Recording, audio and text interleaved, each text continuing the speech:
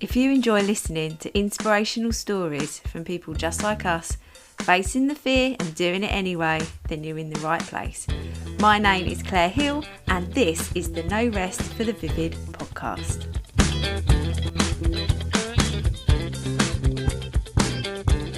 Hello everybody, welcome to another episode of No Rest for the Vivid. Oh God. I've got a really fantastic episode for you this week from Stephanie White, who runs By the Way Creative, which is a copy agency. If you don't know what copy is, like I didn't know 6 months ago, then this is an episode for you. And it is really good for any businesses, whether you're product or service based, as well as the fact that we also talk about how your own luxury is not going to be the same as somebody else's. So that was a bit of quite a profound moment then. But yeah, it's a really good episode. This Friday, I am opening up the Vivid Club membership. So if you are a small business, come and have a look. I'm very excited. You get access to all of the training that is already on there. Today, I delivered a workshop on increasing your prices. I gave a bit of tough love, but you know, we're not here to mess about. We're here to grow our businesses. So I was really, really excited about doing that one today. And we have weekly training. We have the content champions once a month, which is really fun. And obviously creating content. We talk about content and captions in this podcast. So it's a really valuable episode this week. And we also do group coaching and oh God, it's just a wonderful community. So if you're getting involved, let us know. It'd be lovely to have you in the Vivid Club. It'd be fantastic. If you enjoyed this episode, please rate and review. And Stephanie has asked in particular for you to send her a message to let her know if you enjoyed it or not. There's some real amazing tips in this podcast, and I have to listen to them all again anyway. But when I listen to it again, I'm going to take some notes. It was sensational. I hope you have an amazing week. Enjoy listening. Hello, Stephanie. Welcome. Hello, Claire. How are you? I'm really good. How are you? Very excited to be here. Thank you so much for inviting me on today. I can't wait for the conversations that we're going to have. Yeah, I'm very excited too. So I met you through the mastermind that I was on with Social Cactus, and you helped me with some of my copy, and I thought you were hilarious. So I was like, let's get on the podcast, because before I did the mastermind, I had no idea what copy was, and you are a copy expert. And when people kept going, oh, what about your copy? What about your copy? So Sally, that was in the mastermind, kept saying about copy. And I was like, what the hell is copy? I had no idea, because I come from like business side. But now I understand what it is through your help as well. But for those people who don't have a clue like me, who might be listening to the podcast, what do you do? Well, what's your name? What do you do? And where do you come from? Love it. So hi, everybody. Thank you so much for having me again. I'm so excited for today. So my name is Stephanie. I am the CEO and founder of a copywriting agency called By the Way Creative. So essentially, we help female entrepreneurs to write incredible copy that converts and connects with their audience. If copy is new to you and you don't know what it is, it's basically anything written that is on your website, your Instagram captions, the tagline you use to promote your business, any of the words that you essentially use to convert or connect with people. And I hail from the Shire, which I'm sure anyone that lives in any of the Shires calls it the Shire. So Hampshire is where I'm currently going to you from today. Very nice part of the world, down south with me. Very good, very good. So how did you get into this? What's the love story behind your business? I like telling this story because I feel like it resonates with a lot of people, where I literally had no idea what I was going to do. So it all started at school. I was only really good at one thing, which I think is the same for a lot of people. I was really good at English. And although I was academic, I couldn't do maths, couldn't do science, really struggled with all of those things. So it ended up kind of being fast tracked through my GCSEs, through my English A levels, and then I went on to do a degree in English as well. But none of that really helped me to figure out what I actually wanted to do with my life. I thought I was going to be a lawyer. I thought I was going to be a journalist. I forayed for a little bit thinking that I was going to be a teacher, but I never really found anything that fit me and my personality, despite work experience as a fashion dresser at Fashion Week, teaching SATs I did for a while. I worked for like 3 or 4 newspapers. But by the time I graduated, I was literally more confused than ever. So I ended up taking a marketing job for a military tech company. And that's kind of when I realized that I was close to the right thing, but not quite the whole way there yet. So I loved the marketing side of things, but I hated the working hours. I would 7:30 till 5:30 every day, really male environment, absolutely hated it.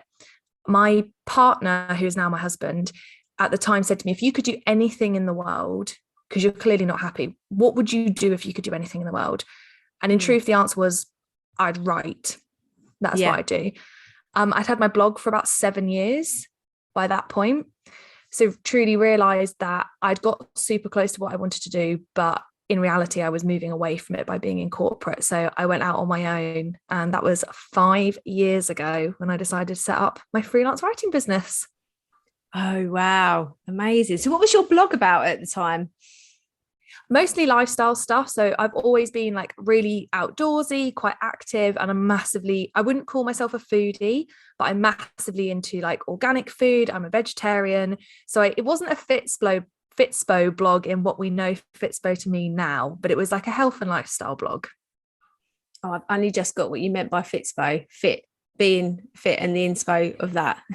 Yeah. I swear some people talk, I don't know whether I'm just too old now, like loads of people use abbreviations and I have no idea what they're talking about. Just nod and smile, smile and wave. Yeah. Oh, that's great. So you had your blog, really enjoyed doing that. How the hell did you start up a freelance writing business? Like, where did it even come from? Because I think if you're good at English, I suppose you're maybe open to those kinds of ways that you can write. But like I said before we started recording, I love writing, but all in my head that I would do is write a book. Like, even though I really enjoy writing captions, but again, like I said, I didn't even know what copy was. So how did you start the journey of the business? So luckily, because of my husband running his own business, he knew quite a lot of other entrepreneurs. So I put a couple of posts out saying, this is what I'm looking to do, like blog writing, etc., for other business owners. And through him, one of his school friends was a wedding photographer. He'd become really successful, but was really struggling to keep up with the social media and the blogging side of it. So I guess when you say about writing a book and copywriting, like how does that kind of play into each other, is writing for a wedding business allowed me to be super creative, because obviously I was writing very romantic stories. Granted they were real people's stories, but it was just awesome, like going through their questionnaires. That was my first real understanding of like tone of voice, reading these couples' questionnaires. There's like a couple that stick in my mind. There was one couple, I think she was a bomb disposal diver.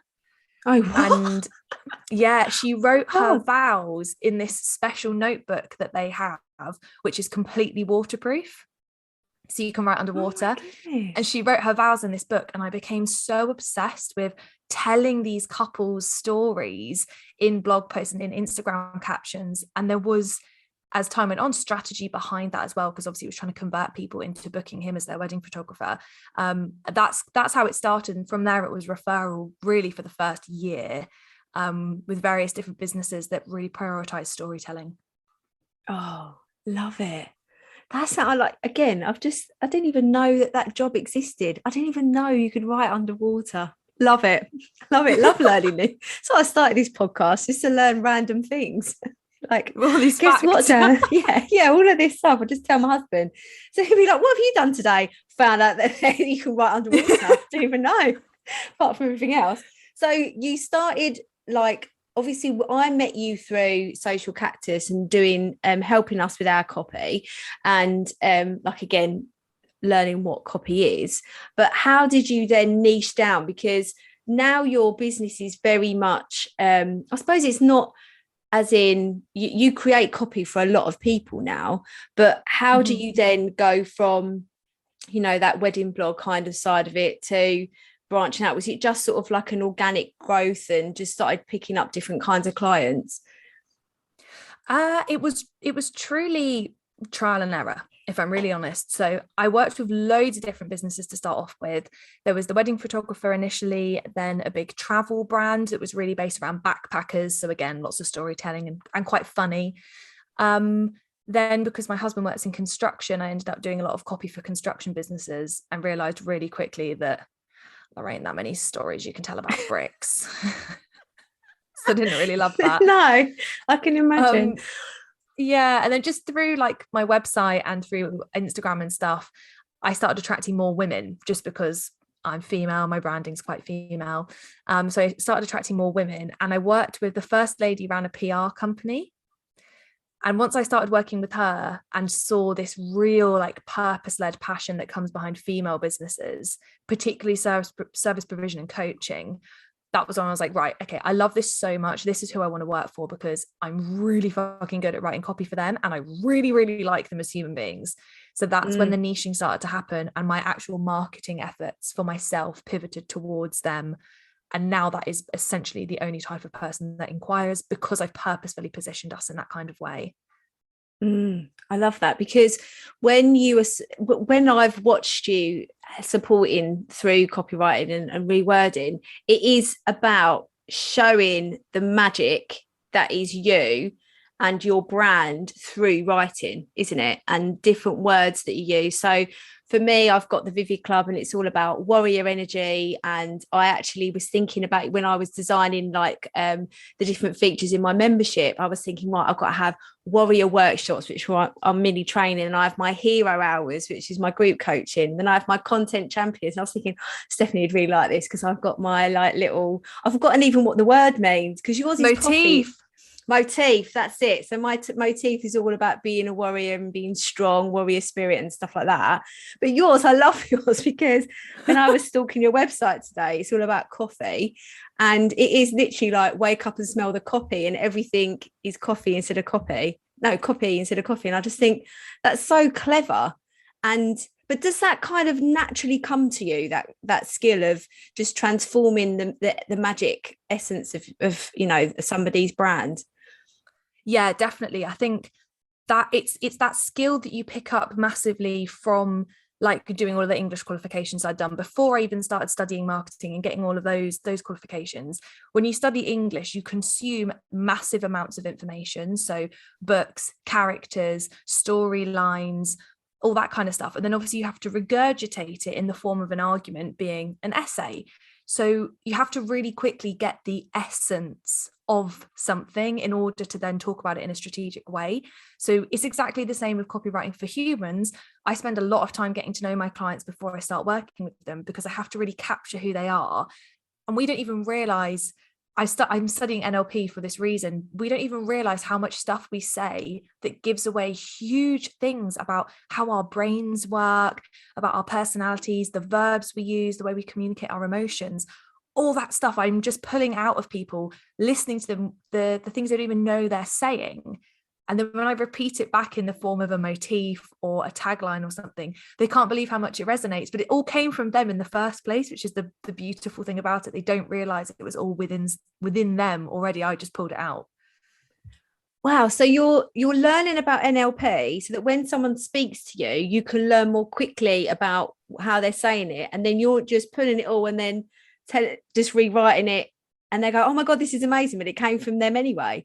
But you can't, that is so amazing. It's like a magic mirror that you're providing, because when you're that person selling, and I was just thinking about, my sales pages, and you don't see it from that point of view in a way of like capturing the magic, because that's the other thing is we're such victims of lacking in our own self-worth and our confidence in what we're trying to sell. I've literally just finished a training in the Vivid Club about increasing prices and trying to help people gain the confidence to increase their prices, but they always see themselves as that person on the other side of it instead of actually and thinking that they're that person. But you have to flip it all, don't you, and be like, well, I'm not selling to myself because that's not my ideal customer. I'm selling to people or ideal client, I'm selling to people that haven't got what I can offer them.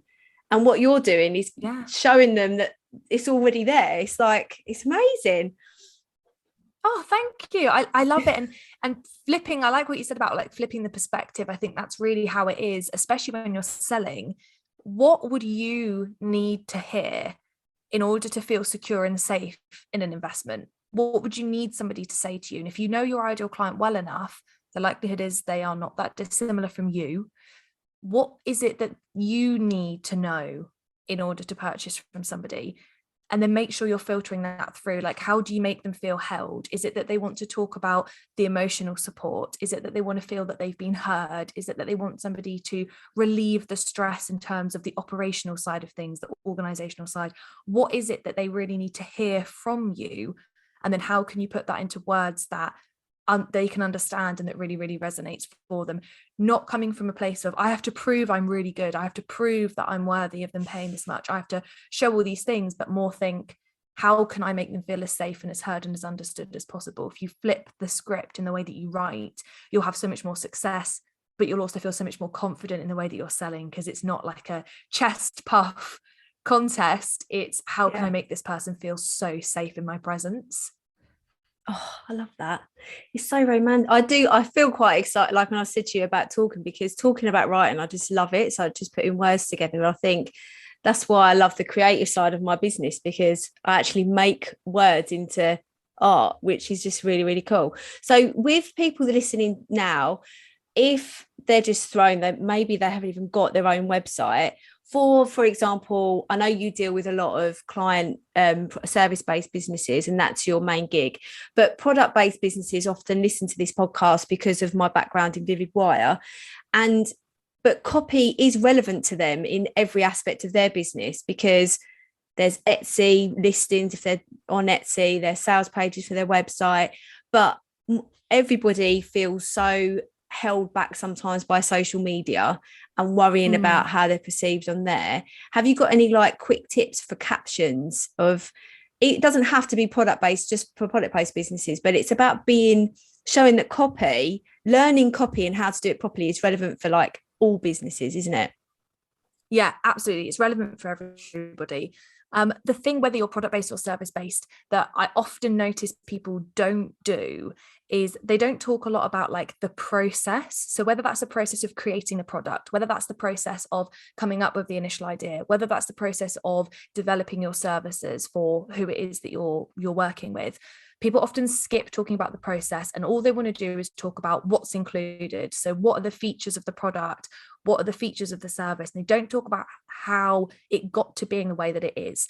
If you can show someone the thought process behind what you've created, whether that's a product or whether that's a service, and you can show them that they were a consideration in the entire process, instantly they feel understood and that they couldn't live without this product or service because it was literally created for them. So when you're doing your R&D, if you're a product-based business, or when you're doing your kind of strategizing for your services, make sure you're keeping notes of that somewhere. Why have you chosen to make this service a retainer? Why have you chosen to make this product hypoallergenic or the size it is? Why did you do any of those things? Constantly come back and ask yourself. I call it so the fuck what? Brilliant. So every time you write something about your product or service, so fucking what? And why is it like that? That's the easiest way to think of content for either product or service-based business, is constantly ask yourself, so fucking what? Why should anybody care that I've done it in this way? I love that's going to be the title of this podcast now. So fucking what? So fucking what? So fucking what? What's the point? But it's true, isn't it? Because if you're actually asking that all the time, because when you're scrolling all the time and you're talking, like sometimes I do a lot of stories with Vivid Wire, and I do think to myself, what's the point of me chatting?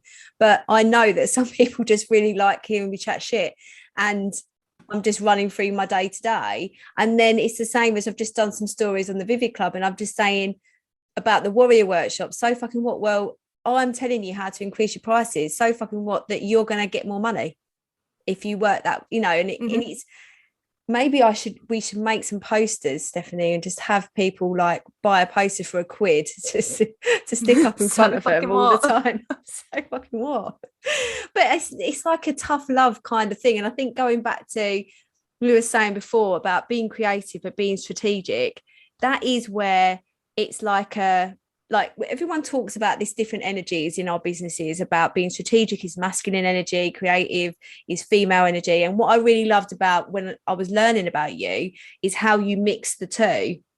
And I don't often come across other business owners that I see that have quite a good balance with both, like I do, because I'm very creative, but I'm very strategic. You know, I used to be a maths teacher. I love a spreadsheet. I love everything to be formulaic and focused and flow charts and everything like that.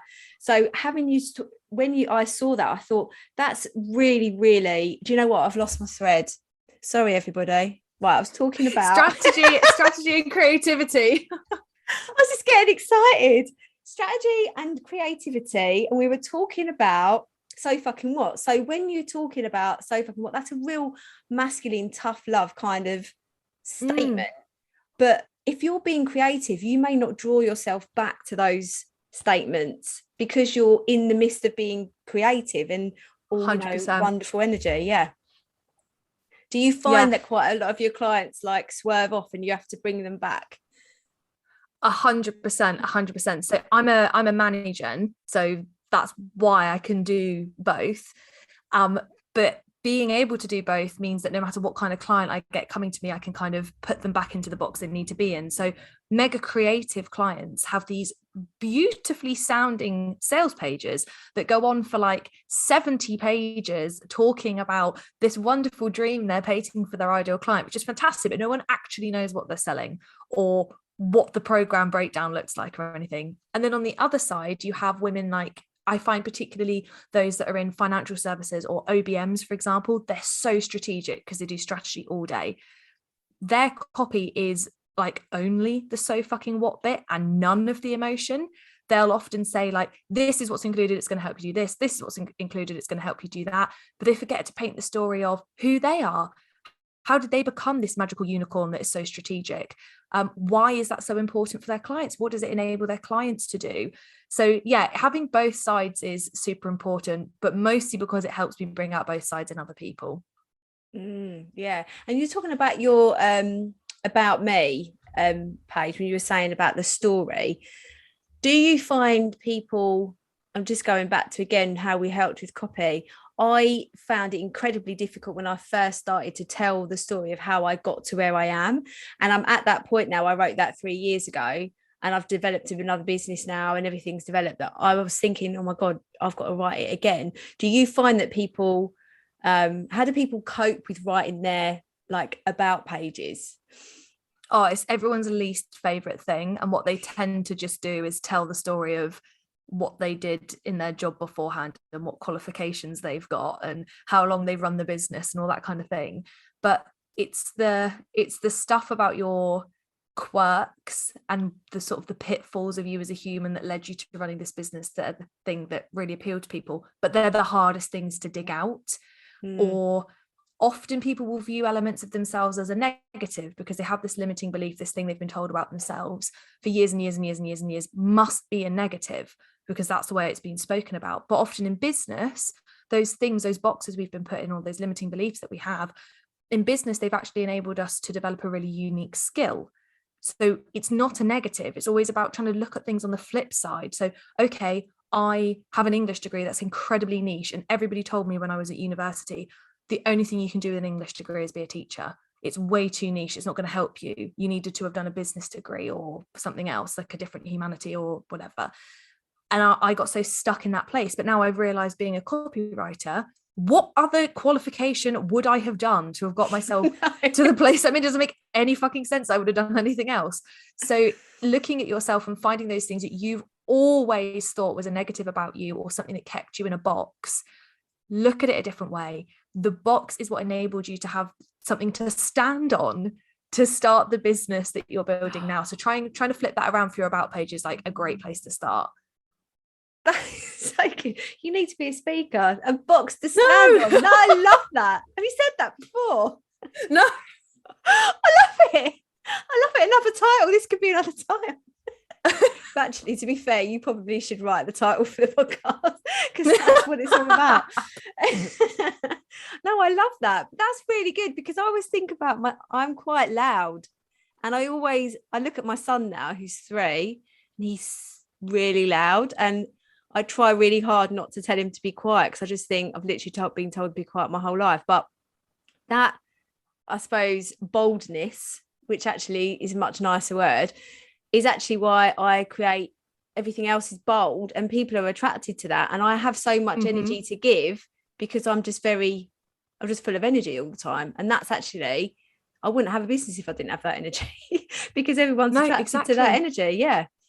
And there'll be people looking at you being like, God, I wish I had the confidence to be that bold. I wish I had the confidence to stand in my power the way that Claire does. And that's pulling people towards you more. So yeah, like you said, switching from loud to bold, that's exactly what I'm talking about. Take the box and stand on it. Give it a different flip. You've done it perfectly there. Take the box and stand on it. Oh my God, I love that so much. So do you think that you're living the dream with your business then? In many ways, yes, but I certainly used to think that running a multi-six-figure company would be living the dream. I did that last year. Turns out, spoiler alert, it's not the dream.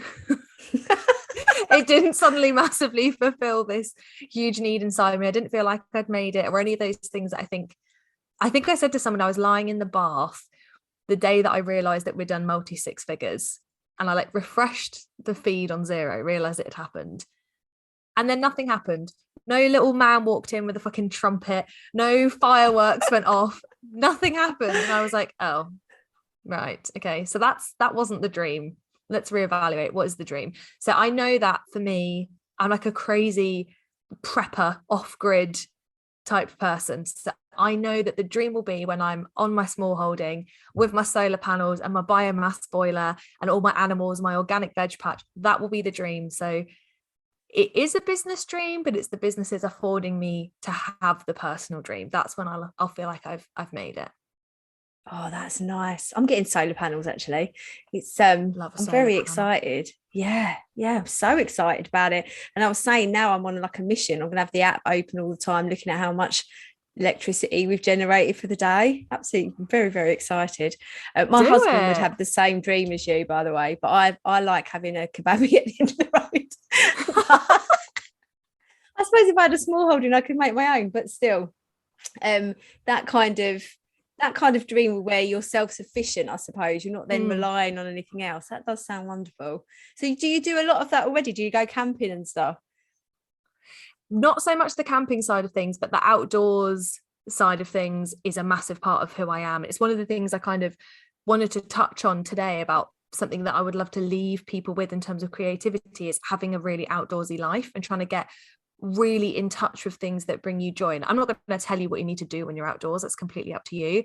For me, absolutely love animals, absolutely love growing my plants, absolutely love getting my veg all sorted. That's what I really enjoy. But getting out there and like getting your hands dirty and getting really in touch with the essence of actually being a human grounds you when it comes to then having to come back to a business, which is so very different and so elevated and kind of intangible in ways. Having the balance between the two is hugely important for me, and it's something that I want to keep working towards, is having more of the outdoors in my life. But I really recommend it for other people too, to be able to have that flip. We've talked a lot about kind of the binaries and oppositions of being a business owner, the strategy and the creativity, etc. Mirror it in your life. Have balance in your life as well between fun and working really hard, etc., etc. For me, that's being outside, and I would just love more people to find what that thing is that makes them feel reconnected with their humanness, which is where you can then tap back into your creativity. Oh, I love that. So it's about, because I think we get bogged down in the hustle so much, and I think that if I did a live in the Vivid Club the other day about how when we're so busy, we're sitting, maybe we think, oh, I've got to make money, I've got to work on the business, it's so busy. And actually that's the perfect time to just go, I'm going to stop, I'm going to walk away. That work's not going anywhere, but I need to fill my cup up to be able to work on it. And that's where the whole warrior energy stuff comes from as well. So it's like, some people may think, you create your warrior energy in the same way as by being outdoors and filling your cup up. And it's just like, I totally agree with that. Be it going on a walk or something. Nobody's ever gone, I wish I didn't go on that walk. No one regrets a walk, do Never. they?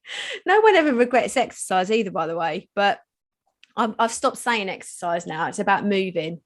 You're just to move instead of exercise, because otherwise there's all these expectations on you about, if I'm just moving for fun instead of exercising for some kind of goal. It's for like, absolutely. And like the feeling of warmth, isn't it? The warmth of your body, feeling connected with your organs, your breath, however you decide to do that, whether that's exercise, walking, breath work, dancing, whatever, just feeling reconnecting with the human in you, because it's not really real. It's just an exchange of energy. It's paper, it's a mineral. It's not like it's just a thing, but you are very tangible and very real. So just however you go about reconnecting with you, I think you're totally right. If we just call it movement, it makes you think about it in a different way. And I think that's another skill where you're going, when you're working with so many people and writing for them, you have to be really in tune with who you are to then filter out you when you're writing, I suppose. Is that the sort of the way it works? Yeah, 100%. It can be, for copywriters, it can be really hard to lose yourself. And especially in your early stages, it's really easy to suffer with comparisonitis, because sometimes you write stuff for other people that's so fucking good you wish it was yours. And then that makes you feel crap, because you're like, why isn't my stuff as good as theirs? But that's why I advocate for motifs so much, because if you've got a really strong motif, then something you've written for somebody else isn't for you. It doesn't fit with your brand. It doesn't fit with who you are. So if you've got a really strong motif as a copywriter, just for your business, it really helps you to filter out other people's voice, other people's motifs, and all of those things that can make you start feeling like you're not good enough. Is just to be super secure in who you are. And the cheesier the better, to be honest, because then you can't move away from it. You are really like married to that thing and you can't mess it up. I love that. I ask everyone who comes on the podcast the same question. If you could tell yourself something 10 years ago that you know now, but you wished you knew then, what would it be? So glad you asked this, because I just had a massive light bulb moment last week, and I'm so willing and excited to share it. My coach basically said to me, I was talking about ways that sometimes I feel compared to other people, or ways that I sometimes feel judged when people don't understand the way that I live my life. And she sort of reiterated back to me, she said, your version of luxury does not have to be the same as everyone else's. And I realize now, if I'd known this 10 years ago, I would have done things so differently. But I've always felt slightly kind of on the fringe, or slightly outcasted, because the things I've wanted or the things I've lusted after aren't the same as what other people have wanted or lusted after. And I would choose a Saturday night in with my dogs, cooking with my husband, over a party any day of the week. I love to dance, but I'm just not a huge party animal. I'm a real one-on-one person. I have like really great best friends that I spend one-on-one time with, and that's so important to me. I'm not a huge let's all get together and do a big socializing thing. That's not for me. And what she made me realize in that moment was that I've prioritized other people's versions of luxury above what my version of luxury is. And that, for me, that's peace. Peace is my version of luxury. I like peace and quiet. I don't like huge financial commitments that I have to pay off every month, things like that. That's not that, for me, that's not the vibe. My stinky old Land Rover is very much the vibe of luxury that I'm after, and that's fine by me. So yeah, just if I'd known 10 years ago that it's okay to stand in and own the box that I wanted to be in, I would have been much happier much sooner. It's taken me until much later in life to realize that. Oh my God, I love that. I've never even thought of that either, because I've done near enough exactly the same thing. My happiness is, I remember feeling like, I live in a place in Kent, in an area called Medway, and I used to have so much judgment of what you come from Medway, because there's, people think that it's run down. It's really not. And I used to feel so judged because I loved living here. And now me and my husband, we got our new house. Well, I say new, we moved in nearly 5 years ago. It still feels new, but I love living in my house. And I said to my husband the other day, like, my favorite weekends, we have got a pub in the garden, so we do social things, but I actually love just staying in. Like, I love being in my house, and I always feel like, oh, I should be doing more. I should be, if someone said to me, what do you want to do today? I would be like, I'm going to write most of the morning.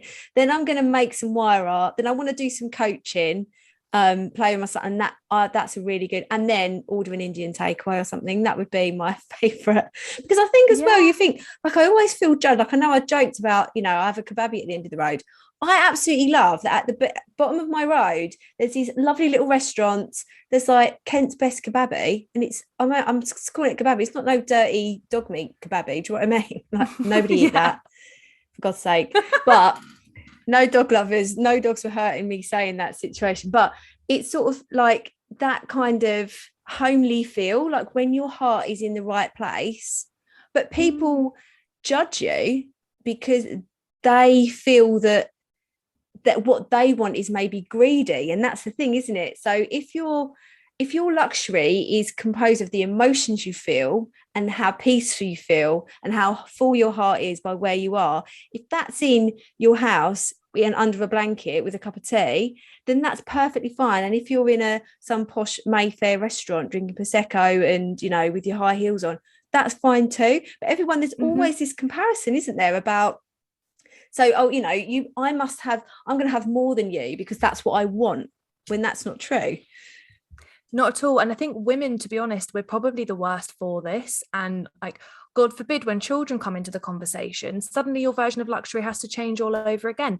And people get judged for that. So if you're a working woman with children, then that may be your version of luxury, is that you love being a mum, but you also really, really like to have adult conversations, be in your own space. But you could be judged for that. Women that choose that actually luxury for them is being at home with their children and being the main caregiver, you're judged for that too. And I think if we looked at it in a different way of, if she is happy and she can genuinely say to you, this is what I want for my life, don't attach any of your emotions onto what you think of her and what she's doing. If that is her version of luxury, go for it. I've got quite a few friends that don't want to have children, and hearing from them the things that people say to them about, like, oh, you'll change your mind, or you're really missing out on one of life's greatest gifts. But maybe for them, it's not life's greatest gift. Maybe that's not their luxury, and that's cool. Leave people alone to live their own luxury. Close the door, look inside yourself, and work out what the luxury is that you want, and then mercilessly go after it without any feeling for how anybody else thinks about that or wants you to change things. Just go after it for yourself, because you will regret it massively if you've lived somebody else's version of luxury. Yeah, and I think, look, I talk about like all these ideas and dreams we have, and you'll like this because it's using plants as a metaphor. So your dreams and your ideas are seeds, and it's only your job to work out how to grow them and to protect them. And I think limiting beliefs and people from judgment are just like, imagine a tiny little seedling growing up, and then you expose it to people's views and opinions, and that might be just like, weed killer going on it, or cat piss, or whatever crap you could get onto a tiny little new plant, and all of those limiting beliefs, you're not protecting what has actually come out of your brain and what your heart wants. And that sounds really pretty, but it's true. And it's just your job to protect them, work out how to make them grow, and do the work. And I think we get lost in, so like, I encourage people not to share their ideas sometimes for a while, especially if they make them really scared, because so many people want to put their, like me doing the Vivid Club membership. I think when I spoke to you, I hadn't even launched it, and it's literally a month in. We're opening memberships this month again, like the end of the week. And I was so scared of people thinking, what the hell does she know? But I just, like, you have an idea and it makes you like vibrate because it's just so exciting. And I thought, I've just got to do the work. I've just got to protect this idea and do the work. And I spoke to somebody the other week, and they exactly the same. They had this idea, they let all these other people, they exposed it to too early, all these other people, and they didn't do the idea, and then they regret it now. And it's like, how many people have these ideas, these dreams, these wants, these ideas of luxury that they don't let live or grow because of what other people that aren't them have to say about them. And it's just mind-boggling, really, when you think of it like that. 100%. We could come up with something around that, couldn't we? Like, how many idea seedlings died in the greenhouse of other people's opinions. Like, there's so many things that wouldn't have got off the ground. A tractor just went past as I literally said that. I feel like that was just complete the metaphor for me. But yeah, how many ideas didn't get off the ground because it got stamped on really early by what someone else thought, or business is hard, or you're not cut out for this, XYZ, or you're not going to be able to do that around your kids, you're not going to be able to do this and that. All of those things, like you say, if people just shut them out really, really early and reveal the finished product when they feel good and ready, then you've got the confidence behind it to keep it going. Yeah, exactly. And it doesn't matter what anyone else thinks then.